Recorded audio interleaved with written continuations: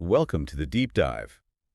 Today, we are absolutely zeroing in on something that's just, well, fundamental if you want to really connect with people in English. Mm-hmm. We're talking about the art, and yeah, it's definitely a skill, too, of telling stories. That's right. We're diving deep into some really practical insights today, pulled straight from a resource aimed at boosting English fluency.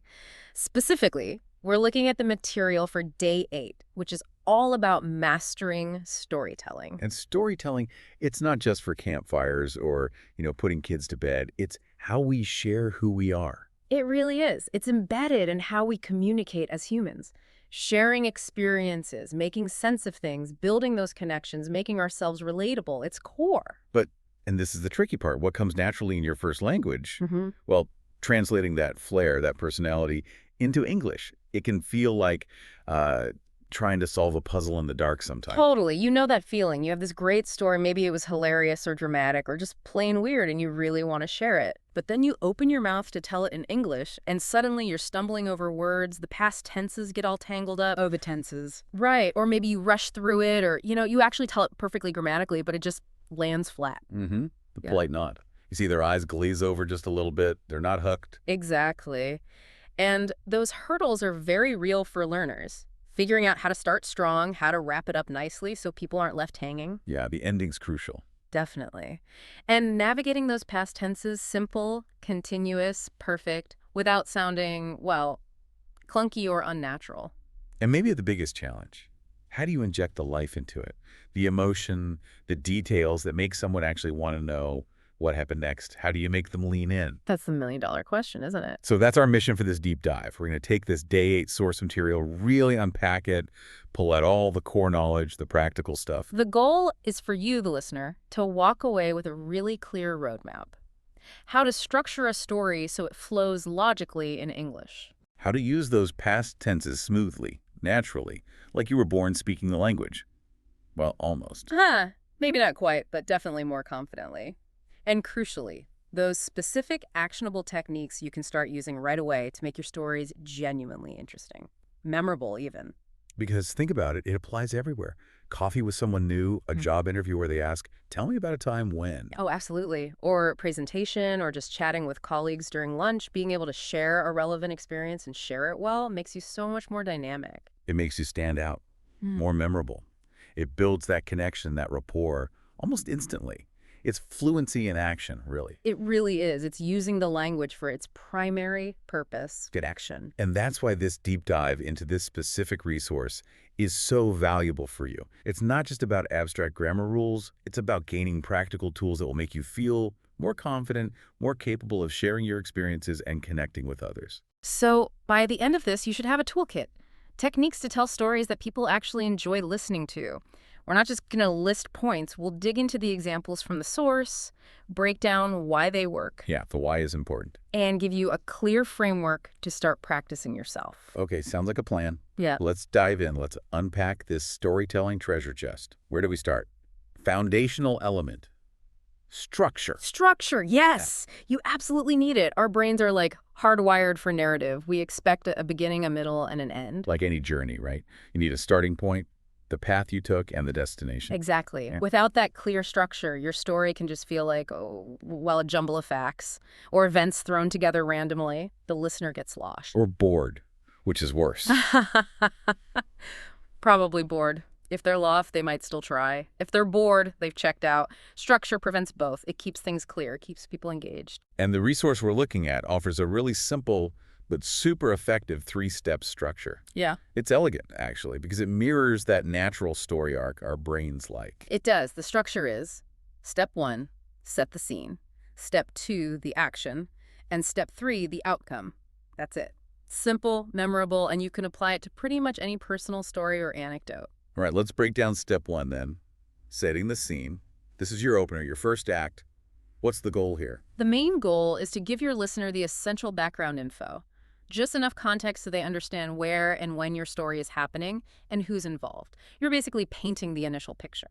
Okay, so what specific questions are we answering? The core ones are who, where, and when. Who was there with you, or who is the story about? Where were you, generally speaking? And when did this happen last week, 10 years ago, during summer vacation? Grounding the listener, putting them in the time and place with you. Exactly. You're inviting them into your memory, setting the stage. And the resource gives a great, really concise example for this first step. It does. It's last summer, I was traveling in Italy with my best friend Emma. Okay, let's really pick that apart. Just 10 words, but what does it achieve? Instantly, you know the when. Last summer, you know the where, Italy, and you know the who, the storyteller, and my best friend Emma. Boom. All the critical context is there. Notice what isn't there yet. No specific city in Italy, no details about the weather, how they got there, what they were wearing. Right. It's just the essentials. You've given the listener the anchors they need right at the start. They're not immediately wondering, wait, who's Emma, or when was this? You've preempted those basic questions. Clean setup. It's about efficiency, clarity. Not a novel introduction, just the core coordinates for the story map. Perfect analogy. Okay, so once the scene is set, we move smoothly into step 2, the action. This is the main part, right? The middle bit. Exactly. This is the body of your story. Here's where you describe what actually happened.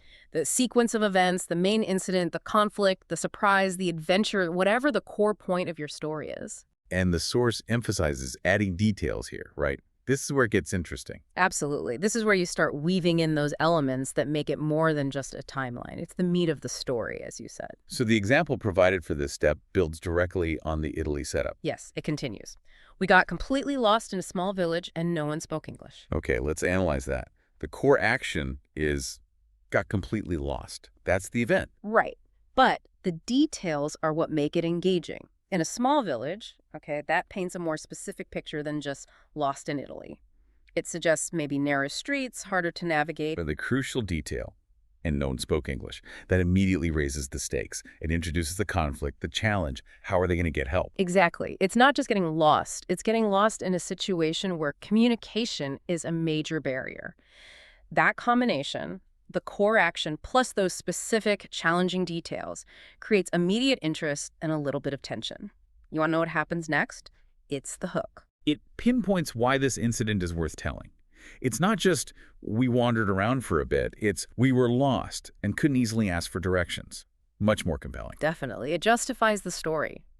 Okay, so you set the scene, describe the action or problem. What's next? Step 3, the outcome, the grand finale. This is where you wrap things up. Right. How did it all end? What was the final result? What happened because of the action you described? You need to provide that resolution. And sometimes the resource mentions you might include what you learned or the main takeaway message from the experience. Yes, that can add a nice reflective touch. So the example the resource provides to complete this Italy story is, in the end, a kind old man helped us find our way back, and we even got invited to his house for dinner. That's a lovely ending. It directly resolved the problem getting lost. A kind old man helped us find our way back. Check. Problem solved. But it doesn't just stop there. It adds that extra layer, that delightful, unexpected twist. And we even got invited to his house for dinner. That provides such a satisfying closure. It leaves the listener with a warm feeling, a positive image. It makes the whole ordeal seem worthwhile, almost serendipitous. It completes the narrative arc perfectly. Started in Italy with a friend, scene, got lost and couldn't communicate, action, but were helped by a kind, local, and had an unexpected cultural experience, outcome. It feels complete. You're not left wondering, so, did they ever find their way back? And it hints at a theme too, doesn't it? Like the kindness of strangers or finding connection despite language barriers. A nice, relatable takeaway. Precisely. So that's the structure. Set the scene, who, where, when. The action, what happened with key details. The outcome, how it ended, resolution, maybe a lesson.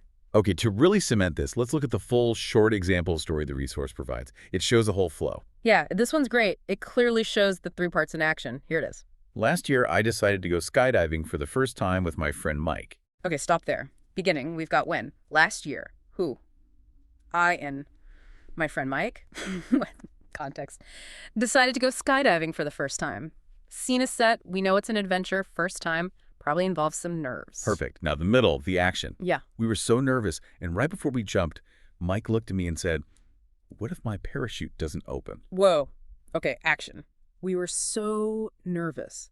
That adds the emotional layer right away. A central detail, and then the peak moment. Right before we jumped, the timing is specific, and Mike's dialogue. What if my parachute doesn't open? That direct quote is powerful. It captures the fear, the tension, the high stakes of that exact moment perfectly.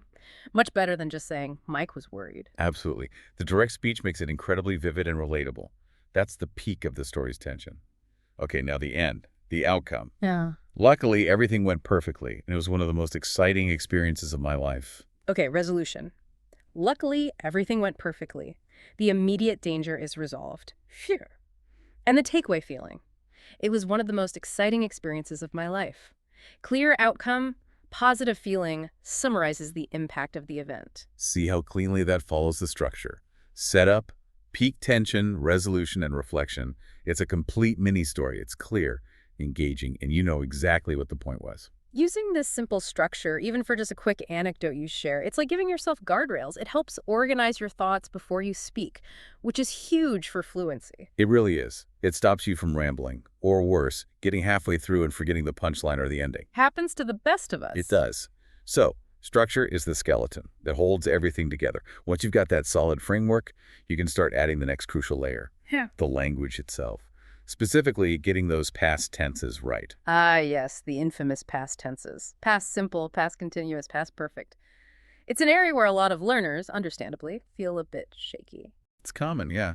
Choosing the wrong tense or mixing them up incorrectly can definitely make your story sound confusing or just unnatural. It can disrupt the flow for the listener. But the good news, according to the resource, is that for most everyday storytelling, you don't need to be a grammar professor. You mainly need to get comfortable with 3 key past tenses. That's right. Master these 3 and you'll be able to convey the sequence of events and the context accurately most of the time without getting totally lost in complex grammar. Okay, let's start with the main one, the real workhorse of storytelling, the past simple. The past simple. You use this for completed actions that happened at a specific point or sequence in the past. For storytelling, crucially, it's what you use for the main sequence of events, the things that happen one after another. Think of them as the steps on your story's timeline. The resource gives us some classic, clear examples like, we arrived at the airport and checked in for our flight. See, 2 distinct actions. Arrived, then checked in. Both completed. They happen in sequence, moving the story forward. Step A, then step B. And another example. She called me last night to tell me the news. Again, a single action called, completed at a specific time last night. These are your story's building blocks. They happened, they're done. They form the backbone of your narrative. What happened first, what happened next. Makes sense. Simple, completed actions in sequence. Got Yeah. it. What's next? The past continuous. Yes, the past continuous. This tense adds a different dimension. It's used for actions that were ongoing, happening over a period of time in the past. So not just a single point in time, but something that was in progress. Exactly. It's perfect for setting the scene, describing background actions that were happening while a main event occurred, using past simple, or describing 2 or more actions happening simultaneously in the past. Okay, the examples from the resource should help clarify this. First one, it was raining when we left the hotel. Right. Look, it was raining. That describes an ongoing state or action. The rain wasn't just a quick shower that started the moment they left. It was already happening continuously in the background. So the leaving, past simple, left, happened during the time it was raining, past continuous. Precisely. It provides the atmosphere or context for the main action. If you just said, it rained when we left, it sounds like the rain started exactly then. Was raining paints a picture of leaving into the rain. Gotcha. Okay, second example. I was talking to my friend when I saw a celebrity. Similar idea here. The longer ongoing action was talking. You were in the middle of that conversation. Then a shorter interrupting action happened. I saw. Past simple. So the talking was the background activity, and seeing the celebrity was the sudden event that occurred during that activity. Perfect. It shows what you were doing when the significant thing happened. It helps the listener visualize the scene more dynamically. Like you said before, I was walking in the park and the sun was shining.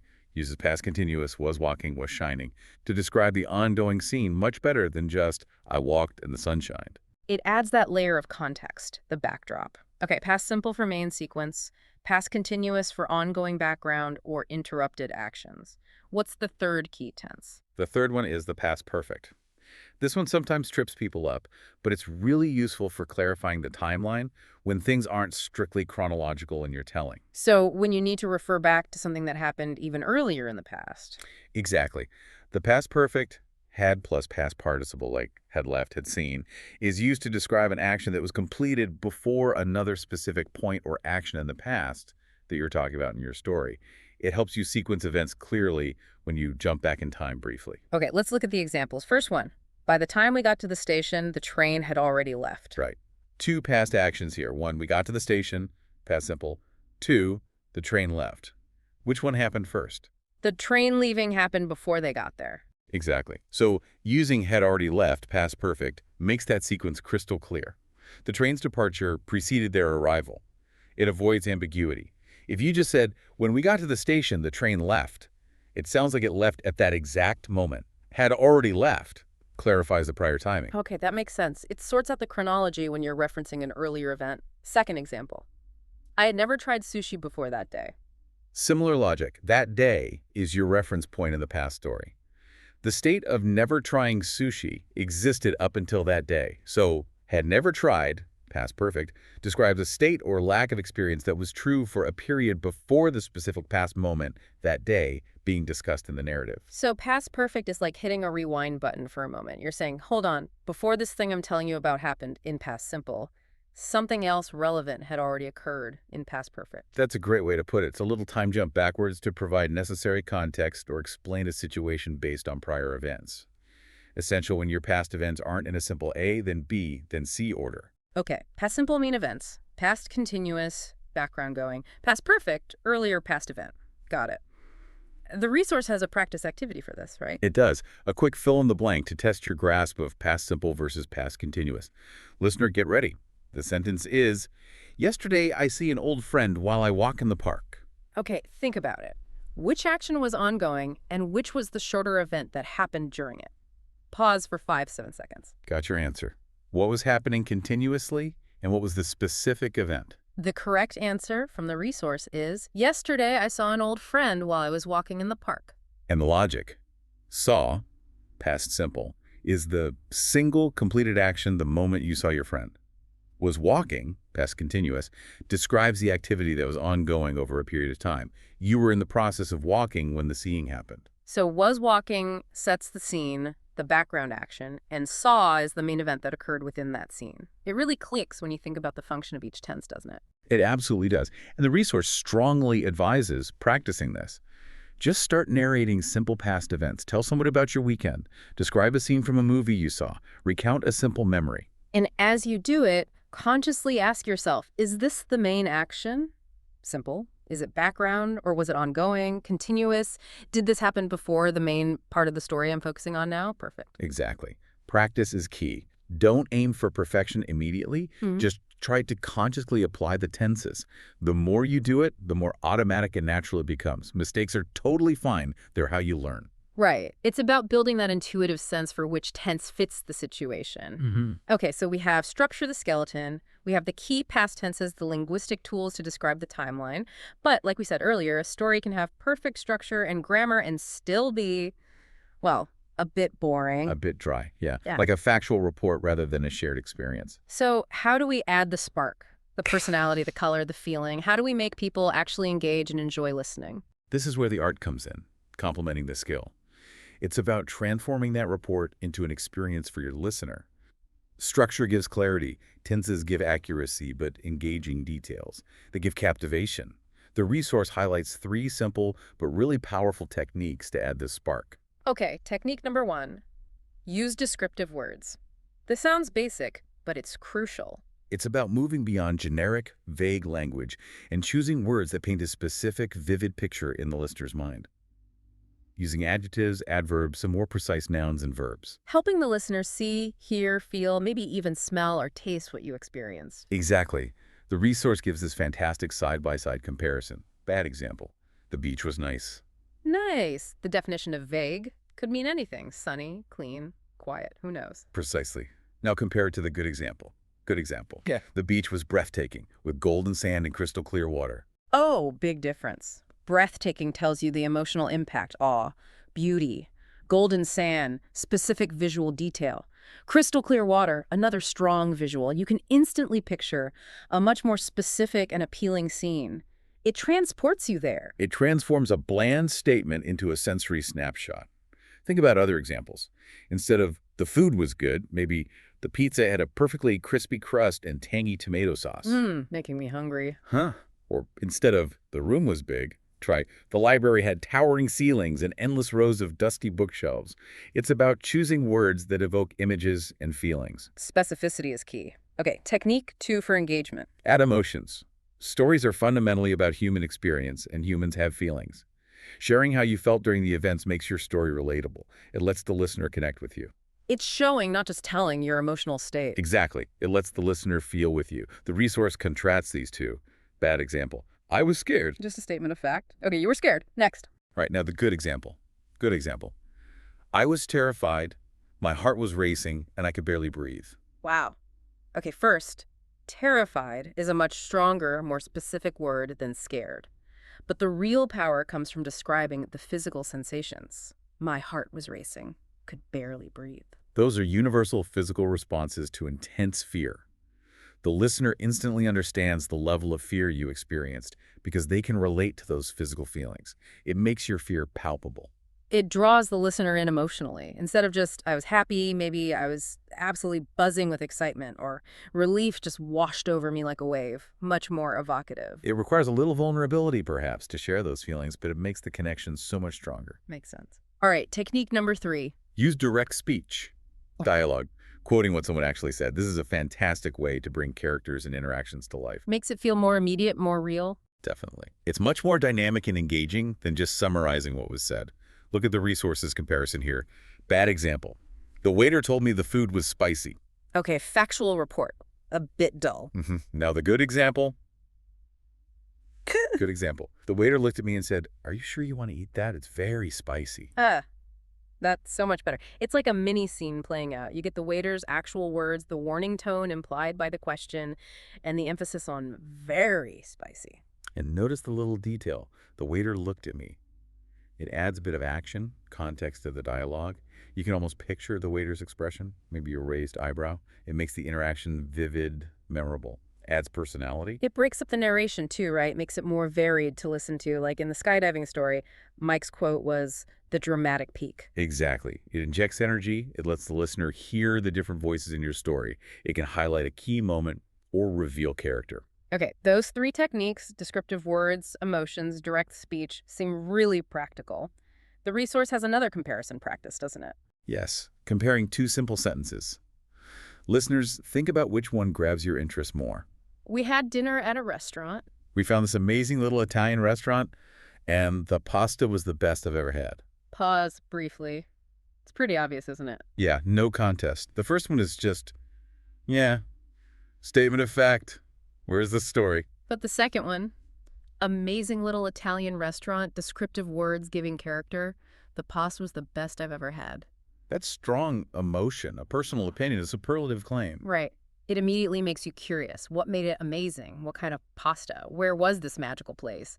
It turns a boring fact into a conversation starter, the beginning of a potential story. It invites follow-up questions. Exactly. Okay, let's try one more quick practice inspired by the resource. Take a really basic sentence. I went to the park yesterday. Super simple. Now, listener, take maybe 10, 15 seconds. How could you make that more engaging? Think about adding descriptive words, sights, sounds, smells, emotions. How did you feel? Maybe imagine a brief interaction or a thought you had. Just add something. Pause for 10, 15 seconds. Okay, what did you come up with? Did you add sunshine? Kids playing? A feeling of relaxation? Maybe you saw a funny dog? The resource suggests one possibility, focusing on sensory details. I went to the park yesterday and the sun was shining, kids were laughing, and I could hear birds singing in the trees. That paints a picture. Sun was shining? Sight, maybe warmth. Kids were laughing? Sound. Birds singing? Sound. It uses past continuous nicely there for the ongoing background atmosphere. Exactly. It doesn't just say you were there. It invites the listener into the experience of being in the park through those sensory details. It makes it feel more alive. These engagement techniques, descriptive words, emotions, dialogue, they're not about making things up, are they? Not at all. It's about noticing and including the rich details that were actually part of your experience, but often get filtered out when we're just trying to convey the basic facts, especially in a second language. So it's about being more observant of your own experiences and then consciously choosing to include those interesting bits when you retell it. Precisely. It takes Conscious effort at first, especially when you're also managing structure and grammar, but wow, the difference it makes to the listener is huge. Small details, big impact. Okay, so structure, tenses, engagement. We've covered the key ingredients. Now, how do we put it all together consistently in practice? The resource offers a kind of training framework, right? Yes, exactly. It's not meant to be a rigid formula for every single story you ever tell, but it's a fantastic practice tool, a Yeah. simple blueprint to help you integrate all these elements consciously. All right, let's lay out the simple practice framework from the resource. It uses our three main steps again. Set the scene. Remind us what that involves. That's your who, where, when. Just jot down the basics. Example, last winter I was in New York City. Step 2. Describe the main event, the core happening. Yep. What was the key action, problem, surprise? Example, suddenly I realized I had lost my phone in Times Square. High stakes there. Definitely. Okay, step 3. The outcome, how it resolved. Exactly. How did it end? Was the problem solved? What was the final result or feeling? Example, luckily, a kind stranger found it and returned it to me. Happy ending. So this framework is like training wheels. It guides you through the structure while prompting you to think about the content for each part. That's a good way to put it. It provides a simple structure to hang your details on. Think of any simple experience you had recently. Maybe something funny happened at the supermarket, or you tried a new recipe that went surprisingly well or badly. Okay, let's try applying it quickly. Hmm. Say, the recipe example. Sure. Step 1, set the scene. Last Tuesday night, I was at home, and I decided to try making lasagna for the first time ever. When, where, who, what context? Okay. Step 2, the main event. I carefully followed the recipe, layering the pasta sauce and cheese. Action. But when I took it out of the oven, building suspense, Hmm. I realized I'd forgotten to cook the pasta sheets first. They were totally hard. The problem, funny mistake. Maybe add emotion. I felt so silly. Nice. You added the sequence, the specific mistake, and the emotion. Perfect. Now, step 3, the outcome. In the end, we couldn't eat it, obviously. We just ordered pizza instead. Resolution problem wasn't solved, but there was an outcome. I learned that reading the entire recipe beforehand is probably a good idea. Takeaway lesson learned. Huh! A valuable lesson indeed. See how that framework just helps you organize it, you think? Scene, action plus details, emotion, outcome plus takeaway? It forces you to clarify the beginning, middle, and end before you launch into telling it. That prevents the rambling we talked about. And as you use the framework, you consciously look for spots within each step to sprinkle in those engagement techniques. A descriptive word, carefully layered, totally hard, an emotion, felt so silly, maybe dialogue if someone else was there. My partner looked at it and said, is that crunchy? Exactly. It builds the habit of not just structuring, but also enriching your stories as you practice. It makes the whole process feel less overwhelming, more manageable. Structure first, then layer in correct tenses, then consciously add those engaging details, step by step. That's the approach. Wow. Okay, we have really dissected the art and science of storytelling in English today, drawing heavily on this Day 8 resource material. We really have. We covered the absolute necessity of that clear three-part structure. Set the scene, who, where, when, the action, what happened, adding key details, and the outcome, how it finished, the result or takeaway. That structure is your listener's guide. And we tackled those essential past tenses. Past simple for the main sequence. We arrived and checked in. Past continuous for background or ongoing actions. It was raining when we left. And past perfect to clarify earlier events. By the time we got there, the train had already left. Getting those right makes your timeline clear. Absolutely. And then, crucially, we explored how to make stories captivating, not just clear, using those three powerful techniques from the source. Descriptive words to paint vivid pictures, an amazing little Italian restaurant with the best pasta. Adding emotions to create connection. I was so excited I could barely sit still. And using direct speech to bring interactions alive. The waiter looked at me and said, "Are you sure you want to eat that? It's very spicy." And we wrapped up with that practical 3-step practice framework, set the scene, main event, outcome, as a simple tool you can use right now to start putting all of this together, like with the lasagna story. Exactly. So if you've ever felt that your stories lose something in translation, or if you sometimes struggle to recount past events clearly and engagingly in English, these techniques we've unpacked offer a direct path forward. They give you the tools to organize your thoughts, use the language accurately, and make your narratives genuinely compelling for the listener. It's about making your stories land. And applying these principles consistently, it won't just make your stories better. It'll likely make your conversations richer, boost your confidence in sharing personal experiences, and ultimately help you connect with people more deeply. Which leads us perfectly into your challenge for today. The resource doesn't just explain, it gets you doing. Yes, time to put theory into practice. All right, here is your challenge based directly on the source material. Think of a short, simple story from your own life. Seriously, keep it simple to start. Something funny, surprising, maybe slightly embarrassing that happened recently. Don't try to tell your life's epic saga just yet. Manageable is key for practice. Step 2. Grab a piece of paper or just mentally outline it using the 3-step structure. Beginning, set the scene, middle, the action, and the outcome. Just the 3 quick points to map it out. Get that skeleton down. Step 3. Now, tell the story. Out loud is best. Tell it to yourself, record it on your phone, maybe tell a friend or language partner if you can, or write it down first if that helps you organize. As you tell or write it, consciously try to weave in at least 1 or 2 of the engagement techniques. Add a descriptive word you wouldn't normally use. Express an emotion clearly. If there was dialogue, try quoting it. Just make that conscious effort to add a little something beyond the basic facts. This is where the learning happens in the doing. Don't stress about perfection. Focus on applying the structure and intentionally adding one detail, one feeling. And we and the resource encourage you to reflect on this. Think about, what story did you actually choose? Which technique, the structure, the tense usage, descriptive words, emotions, dialogue felt most helpful? What made the biggest difference for you in telling that story? And be honest with yourself. What's still the trickiest part of storytelling in English for you right now? Identifying those tricky spots is crucial for knowing where to focus your future practice. Definitely. The more you practice telling even these small stories, the more second nature the structure will become, the more intuitive the tense choices will feel, and the easier it will be to naturally sprinkle in those details that make your unique personality shine through. It really builds momentum. Okay, so you're now equipped with a solid toolkit and a practice framework for telling better stories in English. But, of course, the journey to fluency has many paths, and the resource guides us towards the next step. That's right.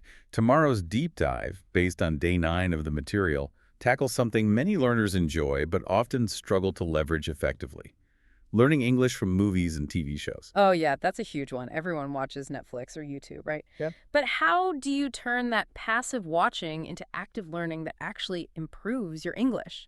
It often feels like you're either just enjoying the show or getting totally overwhelmed. Exactly the problem. It can feel hit or miss. So the next session dives into practical strategies. Things like, how do you choose shows that are actually at the right level to learn from, not just entertain? Good question. Specific techniques to actually train your ear to understand that fast, natural native speech.